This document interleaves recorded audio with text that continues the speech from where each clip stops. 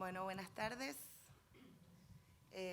Queremos agradecer en primer lugar al Centro Cultural Borges, que hoy nos recibió y nos está recibiendo para poder organizar estas jornadas sobre las revistas argentinas durante la dictadura. Quiero agradecer también, en nombre de Martín Cervelli y el mío, a quienes aceptaron tan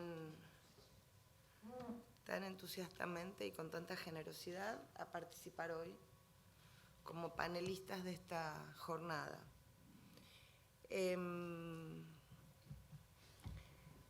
Martín y yo organizamos esta jornada no como cierre, sino como parte de un proyecto que armamos y por el cual recibimos un mecenazgo que tiene como primer objetivo armar el mapa de las revistas culturales que se publicaron durante la dictadura. Un segundo objetivo, que es el que queremos en parte ver cómo funciona hoy, el poner en diálogo diferentes revistas culturales que pertenecen a ámbitos diferentes, el del rock, el de la cultura, el de la literatura, el del humor gráfico, poner en diálogo todo eso para ver si podemos empezar a pensar algunas de las líneas, el entramado de las revistas, a las que, y este fue el tercer objetivo, pensamos sumar una cantidad de publicaciones, de fuentes que no fueron demasiado transitadas por la crítica cultural o la crítica literaria que abordó el diálogo entre las revistas culturales, la literatura, las artes plásticas, la música, etcétera, que es el de incorporar en este diálogo a las revistas oficialistas o consideradas oficialistas o cercanas al régimen oficial, o ya veremos cómo mencionamos a estas publicaciones que son o que han sido menos trabajadas, o que cuando fueron trabajadas fueron consideradas más en tanto actores políticos de ese momento determinado que en este entramado cultural, que es el de las revistas literarias y culturales. Y el tercer objetivo, que es el que pronto esperamos, en unas semanas, esperamos ver cumplido, que es el de la digitalización y el subir al Archivo Histórico de Revistas Argentinas, AHIRA, algunas de estas revistas que son de difícil acceso o que no han sido fuente en los trabajos sobre dictadura. Hay dos que están ahí ya saliendo, que son Vigencia, de la que va a hablar hoy Martín Cervelli, y Pájaro de Fuego, que es de la que voy a hablar yo un poquito más tarde. La organización de esta jornada la pensamos en dos paneles. El primer panel, que es el que ahora comienza, está integrado por después voy a ir a hacer las presentaciones, ¿no? Mara Butjar, que va a hablar de la revista Humor. Su trabajo se llama Humor, un espacio de crítica y sátira. A Mara le siguen Sebastián Benedetti y Martín Graciano, que van a referirse a Expreso Imaginario, en un trabajo que se llama Estación Imposible, Expreso Imaginario y el periodismo contracultural argentino. Y cierra este primer panel Martín Cervelli con un trabajo sobre rock en vigencia, de Miguel Grimberg a Enrique Fowil. A las 17 horas hacemos un corte y después 17:30 comenzamos con un segundo panel. La idea es ahora ir escuchando las diferentes exposiciones y al final de cada uno de estos bloques abrimos a preguntas, comentarios, diálogos, lo que sea. Así que bueno, nuevamente mil gracias por estar hoy aquí, y presento a Mara, quien inicia esta jornada. Mara Butjar es socióloga, magíster en Sociología de la Cultura y Análisis Cultural en el Instituto de Altos Estudios Sociales de la Universidad Nacional de San Martín y doctora en Ciencias Sociales por la Universidad de Buenos Aires. Es investigadora adjunta del CONICET y docente de Historia Social Latinoamericana en la carrera de Sociología de la Facultad de Ciencias Sociales de la Universidad de Buenos Aires. Es editora responsable de la revista de la Real Red Intercátedras de Historia de América Latina Contemporánea y autora de Satiricón a Humor, Risa, Cultura y Política en los años 60, y después compiló, junto a Damín Fraticelli y Tomás Baniagidea, Ruinando Chistes, panorama de los estudios del humor y de lo cómico. Le doy la palabra a Mara. Bueno, buenas tardes a todos. Antes que nada, muchas gracias a Silvia y a Martín por la invitación a participar en estas jornadas, que celebro enormemente por la temática y el trabajo que vienen realizando con AIRA en su conjunto y en particular en este caso con las revistas editadas durante la dictadura militar. Bueno, yo voy a hablar sobre la revista Humor. Me voy a basar en un trabajo que ya hice hace unos años y que salió editado como un libro que se llama El Satiricón a Humor, Risa, Cultura y Política en los años 70. Me voy a concentrar nada más en la revista Humor. La revista Humor está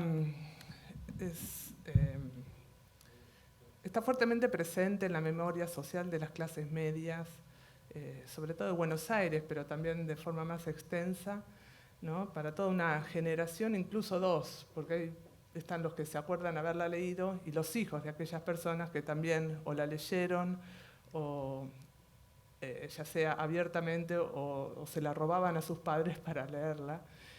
Y también está presente en tanto mucha gente recuerda haberla guardado en su casa y tenerla, haberla conservado, ¿no? En estos años. Esa presencia no se condice con la atención que las ciencias sociales le ha prestado a esta revista en cuanto a los estudios sobre dictadura o sobre medios.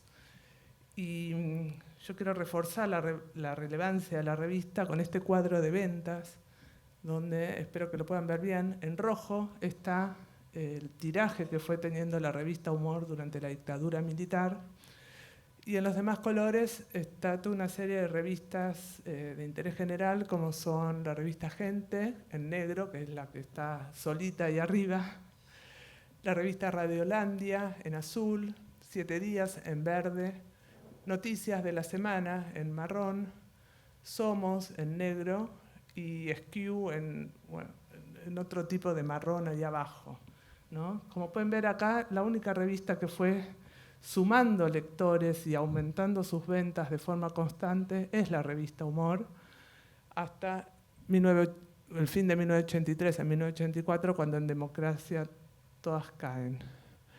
Ahora, a mí me interesaba ese dato, en particular en 1983, cuando la revista queda segunda, por llamarlo así, cara a cara con la revista Gente, si bien Cara sigue vendiendo muchísimos números, una cantidad mucho mayor.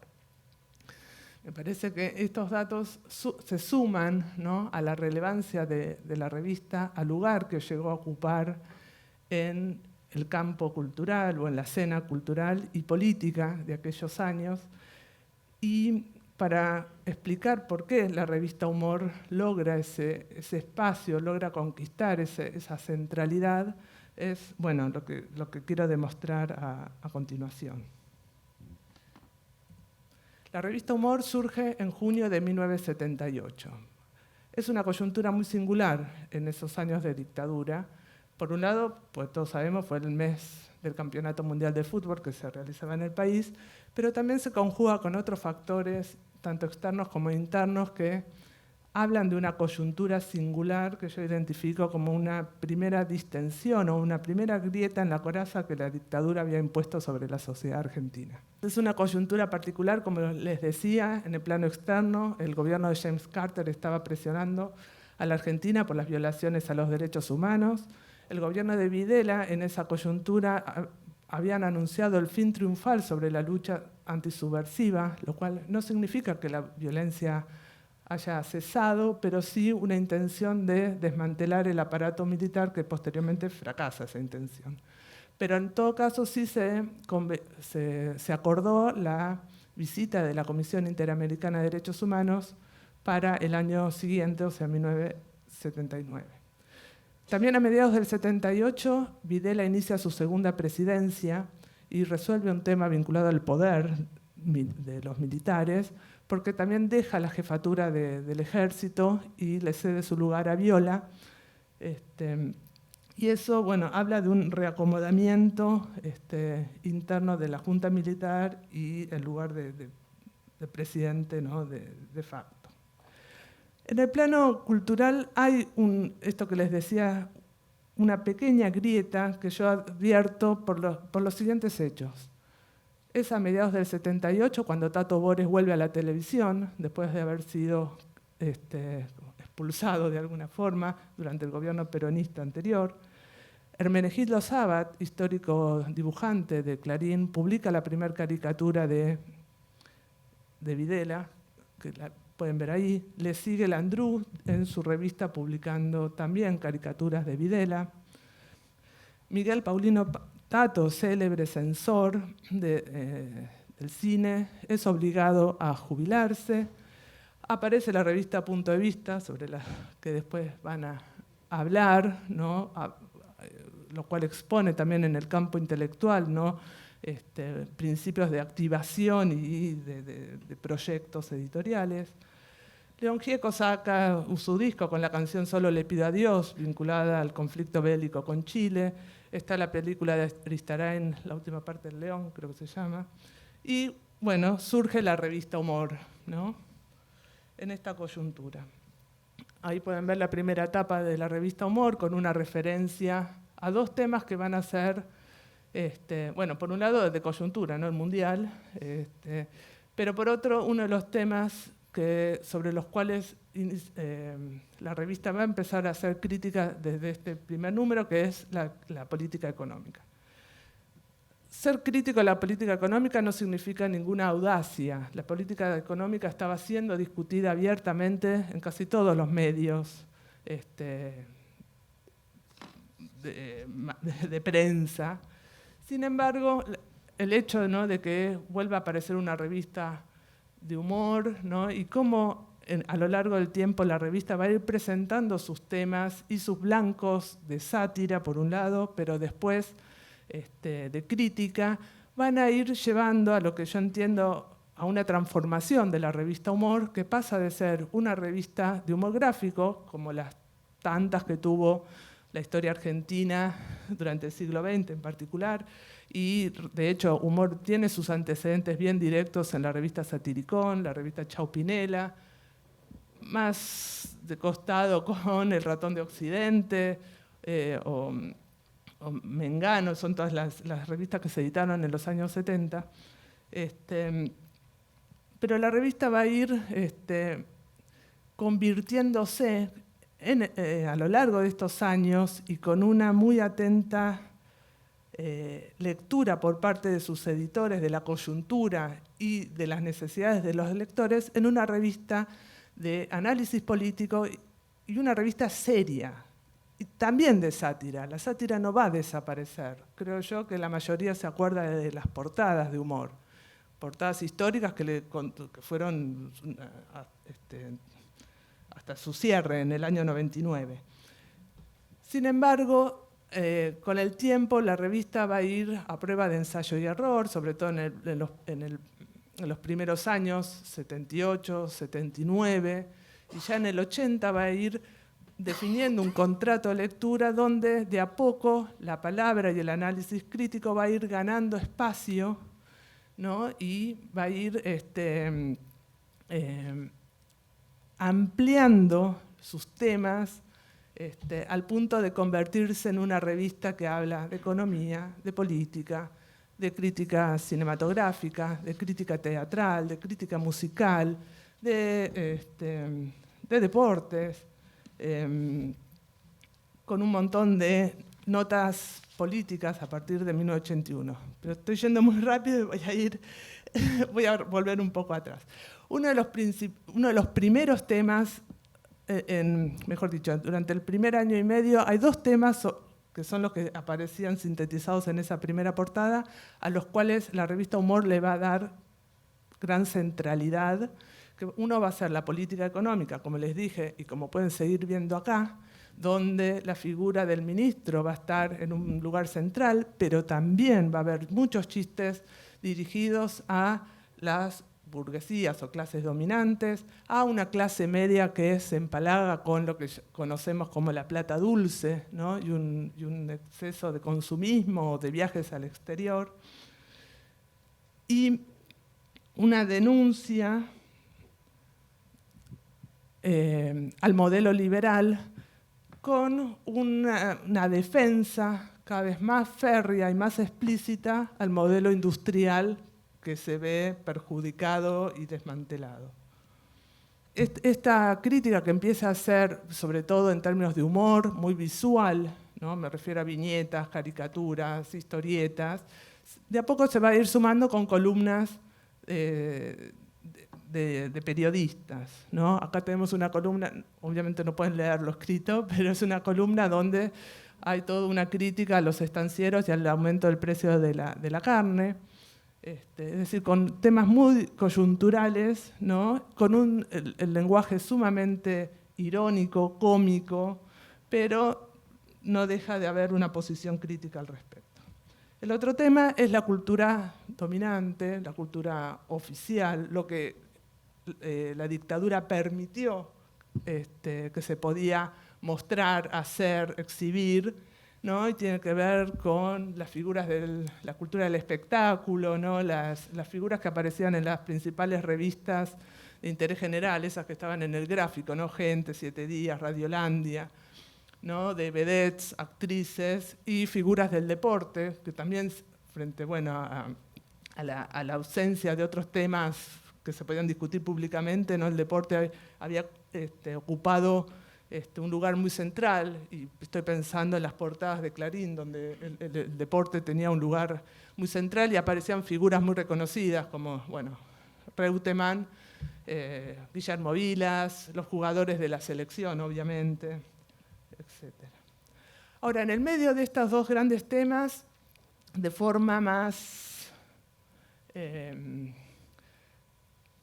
ahora no me sale la palabra, no en la tapa por lo menos, en las páginas interiores, empieza un abordaje a partir del humor negro de tratamiento de la violencia, ¿no?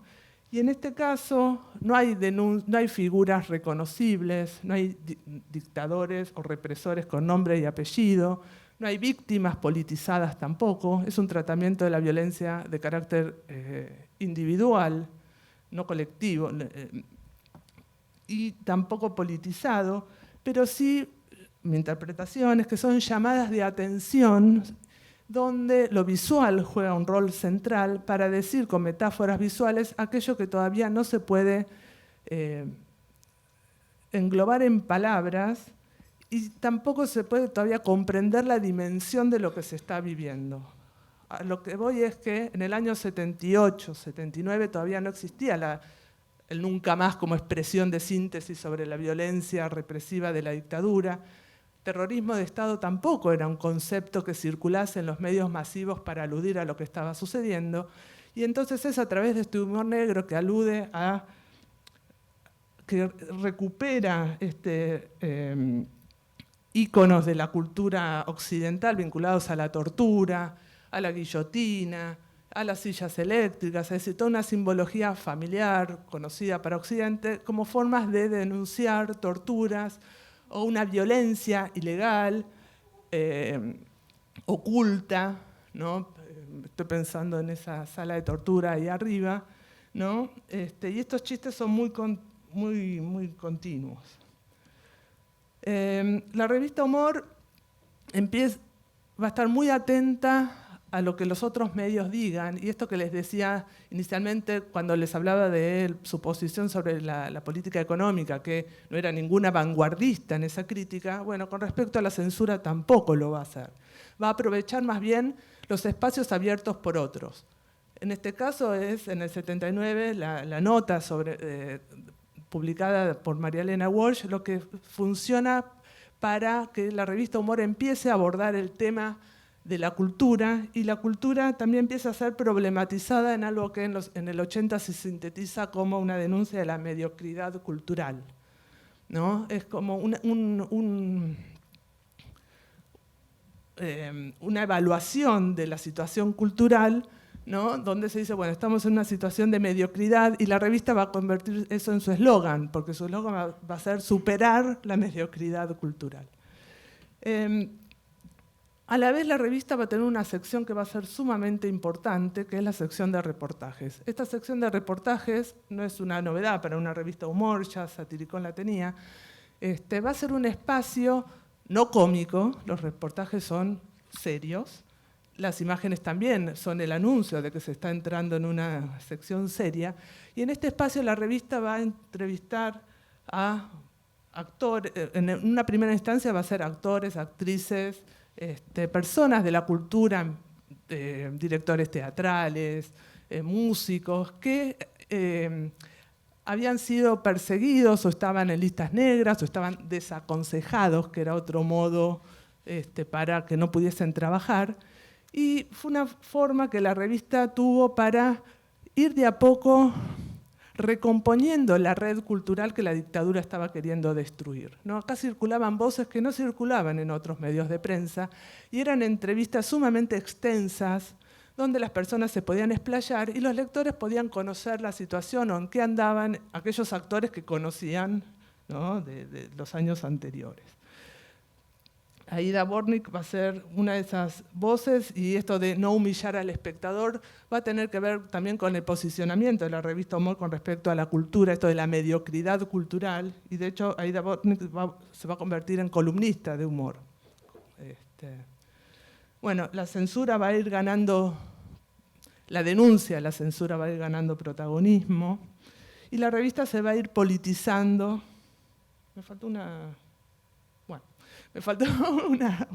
slide, que es la primera caricatura de Videla en tapa, eso es en diciembre del 79, que al no ser censurada, bueno, es entendida como un visto bueno para avanzar en su politización, y esa politización tiene que ver con empezar a retratar a los militares de forma caricaturesca en tapa, cosa que no, es decir, antes les dije, Sabat y Landru lo habían podido hacer en el 78, la revista Humor no. Recién lo hace más tarde. La revista, en esta politización a esos dos temas que ya venía denunciando, va a ir sumando la cuestión estrictamente política en un sentido más acotado, y va a ir apareciendo en el horizonte la idea de la democracia, ¿no? Y entonces se va a ir construyendo en estas distintas dimensiones una mirada dicotómica entre un nosotros y un aquello. Y un ellos, perdón. En la economía el ellos era el modelo liberal encabezado por Martínez Dios y la dictadura, ¿no? Y la revista Humor defendía la industria nacional y el modelo industrializador, y ellos mismos se sentían exponentes de esa industria nacional. Ellos le estaban dando trabajo a la gente de la Argentina, y entre esos argentinos estaban los uruguayos que vivían en el país, porque muchos colaboradores, Aquiles Fabregat, Tabaret, ¿no?, también estaban ahí trabajando. Y después la editorial va a sacar otras revistas ampliando, ¿no?, y posicionándose en el mercado editorial. En el plano de la cultura, como les decía antes, ¿no?, contra la mediocridad cultural, contra la censura, a favor de la inteligencia, de una cultura, esto como decía Bornik, que no humille al espectador ni al lector, ¿no?, sino tratarlo de inteligente y de proponerle cosas novedosas. Y con respecto a la política se va a generar la dicotomía entre democracia y dictadura. Y es muy interesante el movimiento que hace la revista Humor. La revista Humor en el 80 va a satirizar a los dirigentes políticos que aceptan el diálogo político de los militares, y eso cambia a fines del 81, que es cuando la dictadura tiene su primer gran crisis, con la renuncia o el golpe interno que significó el desplazamiento de Viola. A partir del 81 la revista está mucho más politizada y también había ampliado su staff y había incorporado analistas políticos, entre ellos Enrique Vázquez, que va a ir ganando cada vez más protagonismo, Jorge Sábato y otros que van a ir sumando notas políticas desde distintos ángulos, pero siempre con este mismo objetivo, ¿no?, de denunciar la dictadura y poner a la democracia en un horizonte posible y ponerla como presentarla como el mejor sistema, no solo político, sino también sistema de vida. Y esa parte es muy interesante porque a partir de fines del 81 deja de haber sátira sobre los dirigentes partidarios, de los civiles me refiero, ¿no? Eso se corta, ¿no? Es como los militares son la vereda de enfrente. Estas son las columnas políticas. Traje esto no para que lo lean, sino porque siempre humor, o yo misma tiendo a mostrar humor por los chistes, por las caricaturas, por todas las imágenes que son todas muy llamativas, pero también para dar cuenta cómo la palabra le va ganando espacio. De hecho, hay una tensión dentro de la redacción entre los dibujantes y los periodistas, porque los dibujantes se sienten desplazados, y hay cada vez más periodistas. Cassioli les responde, bueno, pero la revista también va sumando páginas, y es verdad, empieza siendo una revista de 60 páginas y llega a las 120, siendo una revista quincenal y casi sin publicidad, o sea que era una revista con mucho material. Y a partir del 81 empiezan las entrevistas a hacer a dirigentes políticos, a dirigentes sindicales, a dirigentes empresariales, como otro aspecto de la politización. Y esto que les decía, y ya para ir cerrando, la revista empieza a, yo lo interpreto como ocupar cada vez más el espacio como una lucha dentro del campo periodístico, dentro del mundo de la prensa, ¿no? A diversificar sus temas, a convertirse en una revista de política, pero también, como les decía, de crítica cultural, ¿no? La sección Picadillo Circo tenía varias páginas donde había crítica de cine, crítica de teatro. Hay todo un debate ahí sobre teatro abierto. Es decir, hay páginas de Gloria a partir de 1981. Gloria Guerrero, que venía siendo colaboradora, inaugura su sección sobre el rock nacional. Cassioli es el director de humor y de ediciones de la Urraca, había lanzado su revista Urra, que no tuvo mucho éxito, y al final la decisión es, bueno, no sacar una revista aparte, sino sumar una sección específicamente sobre rock en la revista, y termina siendo las páginas de Gloria, donde se habla de los recitales, de los discos, y hay también un intercambio con los lectores muy interesante. Bueno, esta parte de cómo también la revista se posiciona contra las amenazas que se vivían en ese entonces, ¿no? El incendio del Teatro del Picadero. Esta etapa es de fines del 81 y a mí es la que más me gusta. De hecho, es la etapa de mi libro, porque es la primera vez que aparece toda la dictadura, o no toda, bueno, pero las grandes cabezas y figuras de la dictadura, como esto del proceso, como se había autodefinido el régimen, representado como un todo, ¿no? Esta idea de que no es solamente un dictador, no es solamente Videla, no es solamente Viola, no es solamente Arguindegui, son las Fuerzas Armadas, ¿no? Y en este caso, bueno, es el barco que naufraga. Acá tiene una foto de buena parte del equipo, que cada vez, como les decía antes, se fue ampliando, y eso es muy interesante también, porque la revista va sumando colaboradores, dibujantes, periodistas, muchos de los cuales hacen su nombre ahí y van a tener un papel muy importante en los 80 o incluso hasta la actualidad, comienzan en esos años. Cassioli se muestra muy abierto a sumar a personas que no necesariamente tenían un apellido ya previo, ¿no? Eso también ayuda a la revista a posicionarse, porque bueno, eran personas que no tenían un pasado con el cual romper, ¿no? Y para muchos es gente joven que comienza, si no es comienza, termina consolidando su profesión en humor.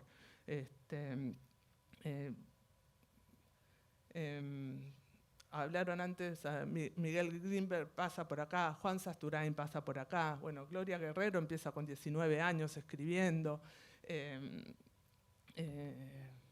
Sibila Camps, Aníbal Vinelli, me los traje anotados y ahora hasta encontrarlos, son muchos los, Carlos Llosa, Hugo Paredero, y también, bueno, historietistas, dibujantes, Alejandro Dolina está desde el inicio, pero Juan Carlos Kramer, Guillermo Sacomano, Amelita Arias, Jorge Garayoa, y posteriormente, ya en transición, Santiago Kovatlov, Pacho O'Donnell, Graciela Fernández Mejide como voz de la APDH. Esto es sobre Malvinas, que lo voy a pasar, si quieren después me preguntan cuál fue el posicionamiento de Humor. Y para cerrar, bueno, si Humor en sus inicios venía estando como en la retaguardia de la crítica, después de Malvinas la revista se pone adelante y se pone como un actor clave en la construcción y en la búsqueda para llegar a la democracia, ¿no?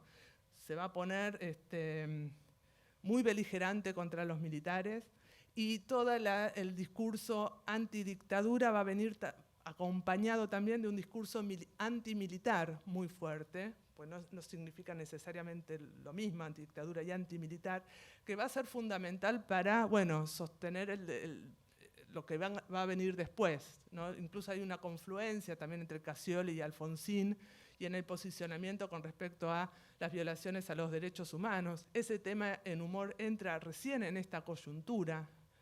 Sí estaba la denuncia de la violencia, pero la violencia como una violencia que estaba fuera de control, de los Falcon, que era como... Ellos les dicen, pero no nos habían dicho que ya la guerra antisubversiva había terminado, ustedes nos dijeron eso, ¿cómo puede ser que todavía esté habiendo todo esto? ¿No? Pero ahora en el 82, 83 entra el discurso de derechos humanos y la revista se pone muy combativa y es en esa coyuntura que secuestran el número 97, que para los que conocen a la revista fue como un gran momento de estar frente a frente con el poder militar, porque hay todo un decreto que termina siendo como muy gracioso, porque los acusan a la revista de Humor de ser un obstáculo para llegar a la democracia. Bueno, y con eso voy a dejar, porque me parece que me extendí con el tiempo. Y así termina, ese es diciembre del 83 y la democracia que nos dejaron los militares, ¿no? Muchas gracias.